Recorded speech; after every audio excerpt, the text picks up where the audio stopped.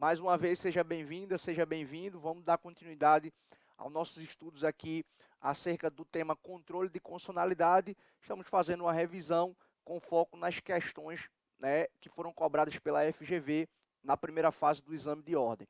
Não esquece de curtir, de compartilhar e de fazer a inscrição no canal para que a gente continue, né, ampliando o nosso alcance. Então, reitero aqui os meus agradecimentos pela tua presença e vamos embora sem mais demoras para a gente poder responder a nossa próxima questão. Então, já vai aparecer aí na telinha de vocês, 22ª questão, retirada também do 11º exame de ordem lá de 2013. Eu já falei isso em inúmeras oportunidades. Sempre que tem a oportunidade de dar aula sobre o assunto, né, de falar para aqueles que estão aí postulando a aprovação na primeira fase do exame de ordem, eu sempre falo sobre isso, tá? Olha só, presta muita atenção, porque o tema controle de constitucionalidade, ele é um tema querido, ele é o tema mais importante para a primeira fase do exame de ordem. Há exames que cobram 2 questões sobre o assunto, se chega até a uma situação de termos 3 questões sobre o controle de constitucionalidade na primeira fase do exame de ordem. Então, é muito importante que você fique atento aí ao assunto, e é por isso que a gente está com esse projeto aqui respondendo as questões para a primeira fase do exame de ordem, tá? Então vamos embora, vamos fazer a leitura aqui dessa questão para que a gente consiga aqui respondê-la, tá? Então vamos lá, 22ª questão, o que é que a gente tem aqui para discutir? A ação direta de inconstitucionalidade, a ação declaratória de constitucionalidade e a ação direta de inconstitucionalidade por omissão estão regulamentadas no âmbito da lei infraconstitucional, né? A lei 9868 de 99. Então você tem aqui, lei 9868 de 99, que dispõe sobre o processo e o julgamento destas ações perante o Supremo Tribunal Federal. Tomando por base o constante na referida lei, assinale a alternativa incorreta. Então, lei extremamente importante, juntamente com a lei 98, né?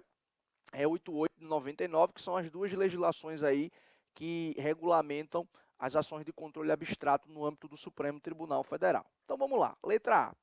Podem propor a ação direta de inconstitucionalidade por omissão os mesmos legitimados para a propositura da ADIM e da ação declaratória de constitucionalidade. Essa letra A aqui, ela traz uma afirmação correta.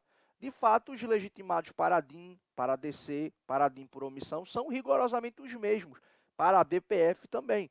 Inclusive com aquelas discussões sobre pertinência temática, sobre legitimados universais, sobre legitimados especiais, ok? Só que observem que a questão está pedindo a incorreta, tá? Então, essa daqui não é a nossa resposta. Vamos lá. Cabe, no âmbito da ação declaratória de constitucionalidade, a concessão de medida o quê? Cautelar. Essa assertiva letra B aqui também traz uma afirmação correta.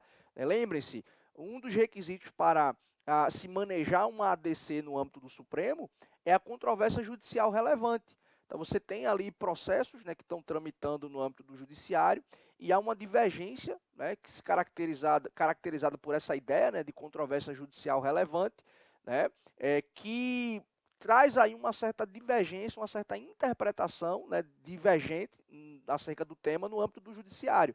Então, o que é que pode acontecer? Uma vez proposta a ADC, é possível que se conceda uma medida cautelar, por exemplo, para suspensão dos processos em andamento que discutem aquela legislação. Então, é melhor que, de fato, os processos sejam suspensos para que o Supremo firme o seu entendimento sobre a constitucionalidade ou não da matéria e depois os processos voltem a tramitar. Então, é perfeitamente possível, né, a concessão de medida cautelar no âmbito da ADC. Então, essa também não é a nossa resposta, tá? Aí nós estamos procurando aqui a resposta incorreta. Letra C. As decisões proferidas em ação direta de inconstitucionalidade e em ação declaratória de constitucionalidade possuem o chamado efeito dúplice. Veja, essa letra C também ela traz uma afirmativa correta. Eu vou só falar com vocês aqui rapidinho, tá?